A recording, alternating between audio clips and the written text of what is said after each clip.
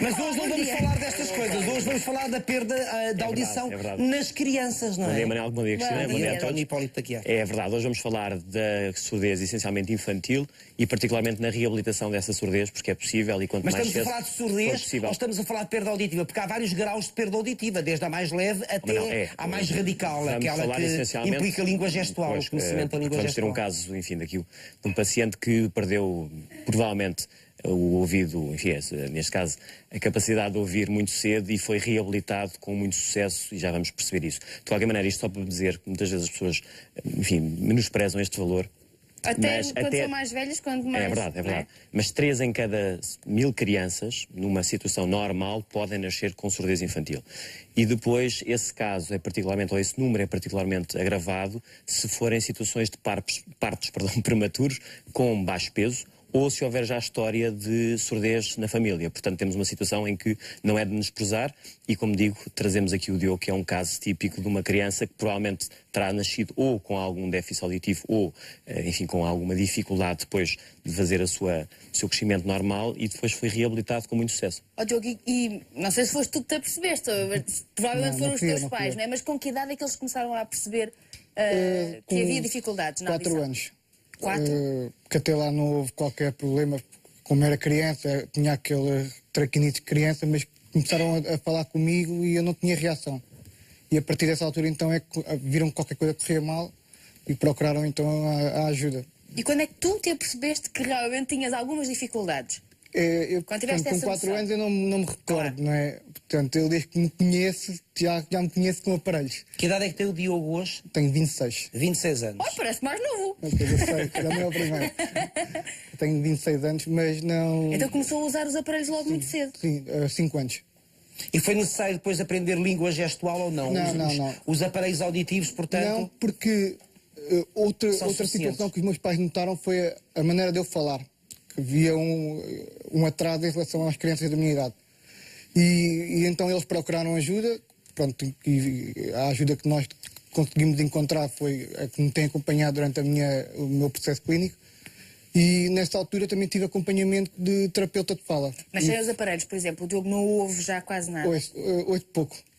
Ouço melhor se me falarem diretamente ao ouvido.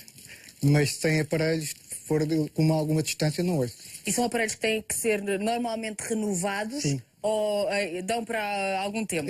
Por norma, isto já é um aparelho que já tem 2 fases, porque eu, por norma, comecei a usar os aparelhos que havia na altura, que eram os aparelhos analógicos.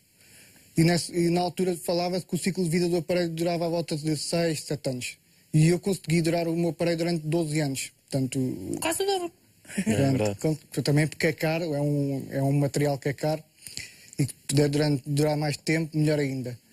Agora passei por uns aparelhos novos, já são digitais. Sim, até porque eles evoluíram muito, porque estamos a falar de 22 anos, não é? Já, não é? É verdade. E o Diogo alguma vez sentiu dificuldades na escola? Porque às vezes os colegas são um bocadinho injustos por usar os aparelhos ou não? Sempre assumiu as suas dificuldades e em frente? Pronto, fui gozado umas poucas vezes, como é normal, quando era criança, mas não... Nada que o afetasse? Nada mesmo. Até porque eu sou uma pessoa, ainda hoje, tudo o que me possam dizer, a mim não me afeta. Exatamente. Jorge Humberto, seja bem-vindo. Quando é que estes aparelhos auditivos são indicados? Porque, tal como eu avancei no início desta conversa, há a perda auditiva leve. Numa perda auditiva leve, certamente não é tão aconselhado um aparelho auditivo, ou será? Também é. Também é? Como já há vários graus de perda de audição, da leve à mais severa, não é? Desde a leve até à profunda. Até à profunda, exatamente. Mesmo na surdez ligeira, leve, hoje em dia nós defendemos a colocação ou a reabilitação através de próteses auditivas, isto porque vai melhorar o desempenho linguístico e o desenvolvimento linguístico normal da criança. E qual é a idade ideal para se ter, ou para se começar a ter um aparelho auditivo? É aos 4 anos, por exemplo? Não. Nós hoje defendemos que até aos 3 meses deve ser feito o diagnóstico e, se possível, fazer a adaptação dos aparelhos. Mas para fazer um diagnóstico tem que estar muito atento aos sintomas, não é? Naturalmente. E aos 3 meses não se percebe. Como é que os pais percebem? De alguma forma percebe-se, de outra forma a informação que existe e a forma como nós estamos a trabalhar em termos de divulgação de diferentes classes profissionais conseguimos fazer porque estamos a tentar implementar nas maternidades o rastreio logo à Ou seja, qualquer nascença. bebê faz o rastreio. Ainda não é possível, ainda não é a realidade em Portugal, mas é isso que nós estamos a tentar implementar. Mas quando não se faz e quando os pais vão acompanhando o crescimento da criança, que sinais é que ela pode dar para que se perceba que se calhar é melhor fazer algum exame? Portanto, normalmente até aos 6 meses todas as crianças têm um desenvolvimento exatamente igual. Portanto, têm o mesmo laleio, têm as mesmas expressões, as mesmas produções vocais. Após essa fase, a criança normo-ouvinte desenvolve a linguagem, começa a desenvolver e a adquirir novas palavras. A criança com surdez severa profunda deixa, inclusive, de fazer as produções, o laleio que tinha antes e não adquire novas linguagens. É uma criança que, por exemplo, se estiver a dormir, se houver um barulho ou num ambiente ruidoso, ela não acorda, se bater uma porta não acorda. Portanto, tem alguns sinais que nós, se estivermos mais alertados para a situação, podemos... Podia ser sono facilmente. pesado. Podia, mas sistematicamente não. Sistematicamente não.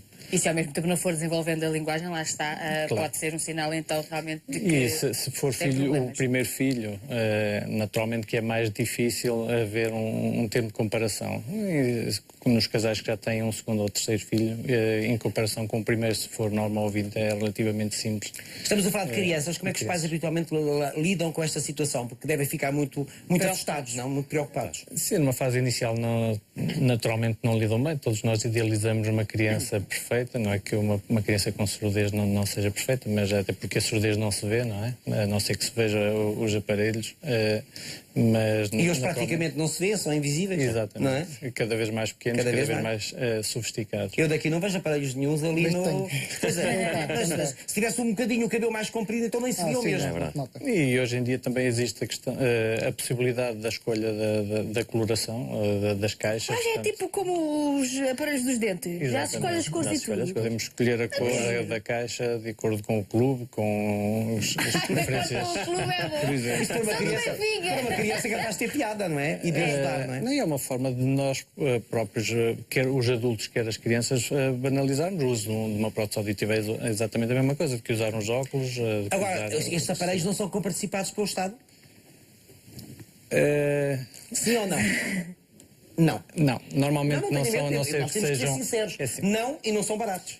Não são baratos, existem, o Estado providencia formas de aquisição. Na minha opinião, destes- devia ser comparticipado pelo Estado. Naturalmente, destes aparelhos, desde que, através das instituições corretas, existem, através das escolas ou dos hospitais que tenham essa valência, a atribuição de próteses através de ajudas técnicas. Mas não é assim para toda a população. Não é, E tal de facto. como o Diogo dizia, os aparelhos vão sendo alterados e têm um prazo de Sim, 5 validade. anos. E em relação à perda da audição, há forma de travar, porque os aparelhos é para ajudar, não é? Mas há forma de travar ou não? Vai ser Não. sempre progressivo. Não há forma de travar. Poderá existir cuidados que no caso do Diogo, ou uma criança mais crescida poderá fazer, ou os adultos, em termos de evitar o agravamento, não ir a discotecas com muita frequência, não proteger-se sempre que, por exemplo, quem estiver a trabalhar em locais de O muito que é que ruído. estraga mais os nossos ouvidos? Já que falou agora aí na ida às discotecas, nos aparelhos que muitas vezes usamos, os auriculares dos telemóveis. Não danificam o ouvido desde que seja usado com a intensidade correta. Mesmo toda a gente fala nos Walkmans. Sim. Os Walkmans não fazem mal, desde que a intensidade seja correta. Se estiverem em uma intensidade excessiva, naturalmente que vai fazer o seu dano. E quanto mais usarmos durante mais tempo sem descanso para o ouvido, pior é. Mas uma criança com uma audição saudável, perfeita, sujeita a muitos ruídos, pode muito bem vir a ter problemas mais tarde, ou não? Sim, quando for adolescente ou um adulto jovem, ou mesmo, mas normalmente não é pelas intensidades dos Walkmans ou dos auriculares que, dentro das intensidades normais, naturalmente, que haverá um dano. Se as pessoas... Mas olha, o som numa discoteca não tem intensidade normal. Não, aí naturalmente impossível. vai fazer, e todos nós passamos impossível. pelas discotecas no nosso tempo Quem universitário trabalha ou durante não. muitos anos numa discoteca, por exemplo, vai sofrer de alguma forma? Provavelmente vai ter uma surdez. Existem vários estudos publicados sobre a surdez dos disc jockeys. Existem, por exemplo, quem trabalha na rádio, muitas das vezes com o uso dos auscultadores acaba por ter, ao fim de algum tempo, uma lesão auditiva. E é um desempenho normal, não é propriamente uma situação em que a intensidade do som seja muito alta. António, mais alguma coisa que queira dizer? Sim, já agora dizer que, independentemente dos centros auditivos que existem naturalmente generalizados pelo país, as pessoas hoje podem e devem fazer rastreios com alguma periodicidade, e as farmácias nesse aspecto também já podem hoje em dia ajudar já várias farmácias nesse contexto a fazerem rastreios. Em dados e escolares, é fundamental. Exatamente, vezes, é fundamental. E aqui o papel do professor também é importante. Sem dúvida, sem dúvida. O papel do professor é muito importante para detectar precocemente o que é que este problema pode vir a dar, naturalmente. E quem é que apoiou este Desta vez é a ridículo? Videx. É a Videx. Muito obrigado a todos. Muito obrigado. Andrés Diogo, um abraço. Joana, Estou aqui. vi, ai.